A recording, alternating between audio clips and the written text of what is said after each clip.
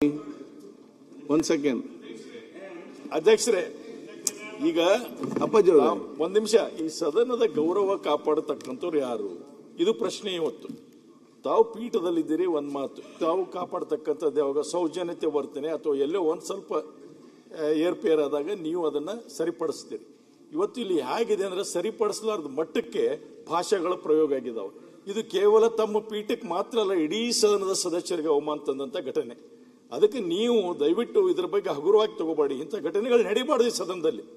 ಏನಾಗಿದೆ, ಇಂಥ ಘಟನೆಗಳು ನಡೆಯುವುದರಿಂದನೇ ಹಳ್ಳಿಗಾಡದಲ್ಲಿ ಪ್ರದೇಶದಲ್ಲಿ ಹೋದ್ರು ಕೂಡ ಪಂಚಾಯತಿ ಸದಸ್ಯರು ನಮಗೆ ಗೌರವ ಕೊಡಲಾರದ ಪರಿಸ್ಥಿತಿ ಬಂದಿದೆ ಇವತ್ತು.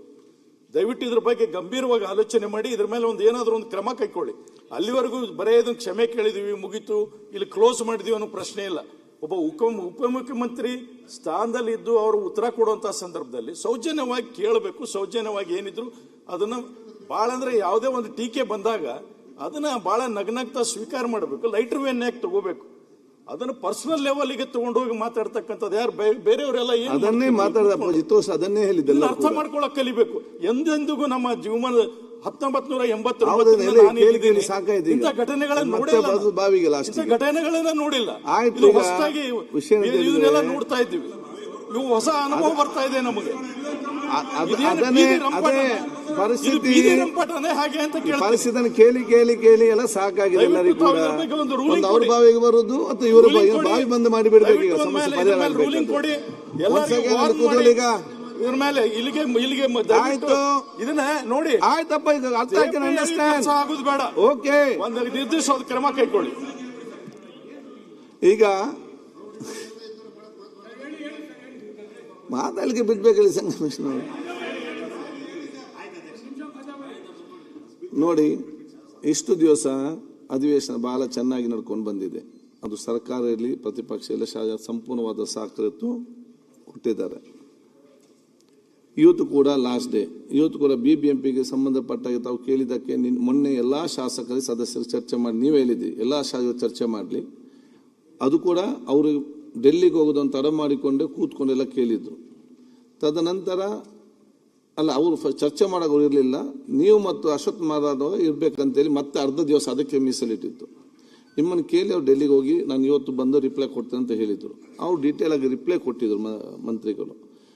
ಪ್ಲಸ್ ನೀವು ಅದಕ್ಕೆ ಕ್ಲಾರಿಫಿಕೇಶನ್ ಕೂಡ ಕೇಳಿದ್ದೀರಿ. ಈ ಮಧ್ಯದಲ್ಲಿ ಒಬ್ಬರು ಸದಸ್ಯರು ಆಗಾಗ ಎದ್ದು ನಿಂತು ನಾವು ಸುಮ್ಮನೆ ಕೂತ್ಕೊಳ್ಳ ಮತ್ತೆ ಮತ್ತೆ ಚರ್ಚೆಗೆ ಈ ರೀತಿ ಚರ್ಚೆ ಹೋದರೆ ಚರ್ಚೆ ಮುಗಿಸ್ಲಿಕ್ಕೆ ಸಾಧ್ಯ ಇಲ್ಲ ಅಧಿವೇಶನವನ್ನು. ಯಾಕೆ ಪ್ರತಿಯೊಬ್ಬರು ಚರ್ಚೆ ಮಾಡಲಿಕ್ಕೆ ಬೇಕಾದಷ್ಟು ಅವಕಾಶ ಇದೆ. ಆಗ ಮೇಲೆ ಮಾತಾಡಲಿಕ್ಕೆ ಆಗ ಏನಾದ್ರು ಇಚ್ಛೆ ಇದ್ದಲ್ಲಿ ಮೊನ್ನೆ BBMPಗೆ ಚರ್ಚೆ ಮಾಡುವಾಗ ಇಲ್ಲಿ ಬಂದು ಕೂತ್ಕೊಂಡು ಅದನ್ನು ಚರ್ಚೆ ಮಾಡಬೇಕಿತ್ತಲ್ಲ. ಆವಾಗ ಬೇರೆ ಯಾರಾದ್ರು ಬೇಡ ಅಂತ ಹೇಳ್ತಾರಾ? ಎಷ್ಟು ಬೇಕಾದವ್ರಿಗೆ ಮಾತಾಡ್ಬೋದಿತ್ತು.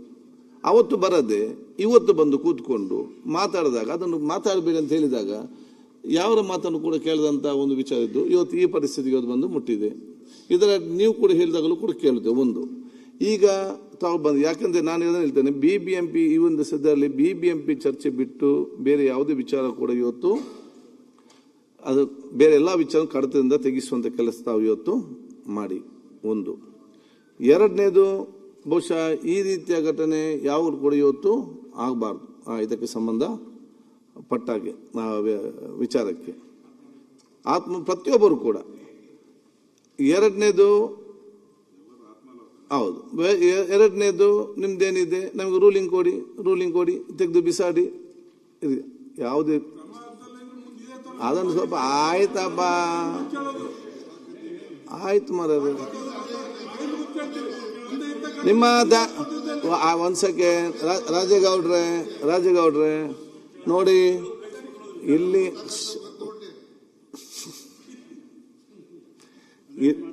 ಇಲ್ಲಿ ಒಳಗಡೆ ಬರಬೇಕಾದ್ರೆ ಎಲ್ಲ ತಾಕತ್ತಿದ್ದವರೇ ಬಂದದ್ದು. ತಾಕತ್ತಿಲ್ಲದ್ದು ಯಾರು ಕೂಡ ಬರ್ಲಿಕ್ಕೆ ಸುಲಭದಲ್ಲಿ ಸಾಧ್ಯ ಇಲ್ಲ.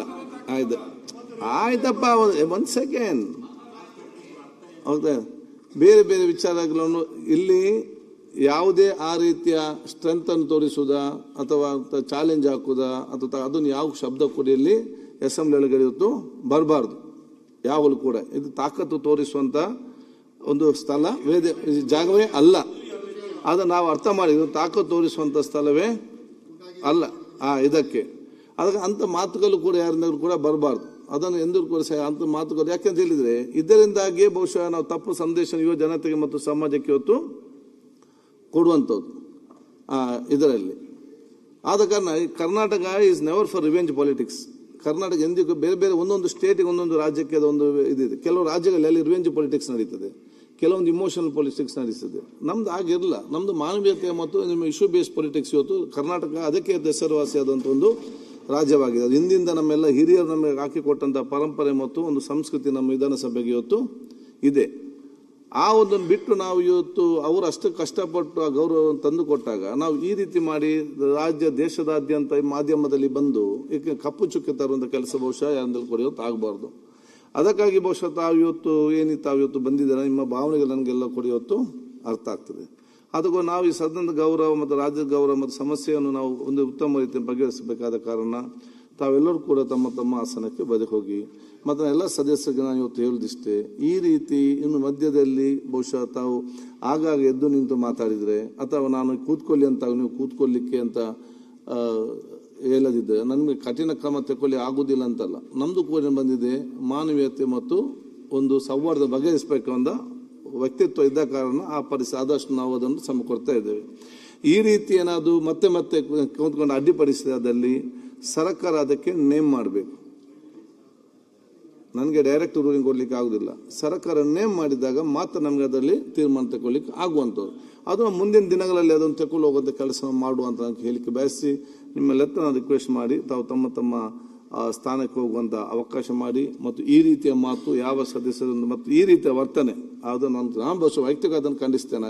ಈ ರೀತಿಯ ಆಗುವಂಥದ್ದು ಮಾಡಬಾರ್ದು ಎಂದೂ ಕೂಡ ಅಂತ ಹೇಳಿಕೊಂಡು ತಾವೆಲ್ಲರೂ ಕೂಡ ತಮ್ಮ ಆಸನಕ್ಕೆ ಹೋಗಿ ಬಹುಶಃ ಮುಂದುವರಿಸಿಕೊಂಡು ಅವಕಾಶ ಮಾಡಿ ಕೊಡಬೇಕಂತ ಕೇಳಲಿಕ್ಕೆ ಬಯಸ್ತೇನೆ. ಅವನು ಅಲ್ಲಿ ಕೂತ್ಕೊಂಡು ಅದಕ್ಕೆ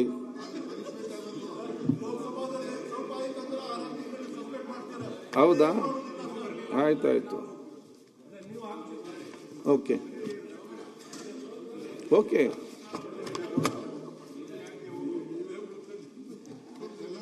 ಈಗ ನಮ್ಮ ಮಧು ಬಂಗಾರಪ್ಪ ಒಂದು ಸ್ಟೇಟ್ಮೆಂಟ್ ಮಾಡ್ಲಿಕ್ಕಿದೆ, ಇಂಪಾರ್ಟೆಂಟ್ ಸ್ಟೇಟ್. ಆಯ್ತು, ಒಂದು ಧೀರಜ್ ಮುನಿರಾಜ್. ಸನ್ಮಾನ್ಯ ಕ್ವಶನ್ ಸ್ಟಾರ್ಟ್ ಆಗಿದೆ. ಧೀರಜ್ ಮುನಿರಾಜ್. ಸನ್ಮಾನ್ಯ ಸಭಾಧ್ಯಕ್ಷರೇ, ಗೌರವಾನ್ವಿತ ಆರೋಗ್ಯ ಸಚಿವರು ಶ್ರೀ ದಿನೇಶ್ ಗುಂಡೂರಾವ್ ಸರ್ನ ನಾನು ಮತ್ತೊಮ್ಮೆ ಜಿಲ್ಲಾಸ್ಪತ್ರೆಯ ಬಗ್ಗೆ ಇದರಲ್ಲೂ ಕೇಳಿದ್ದೀನಿ. ಇದು ಸತತವಾಗಿ 2023ರಿಂದ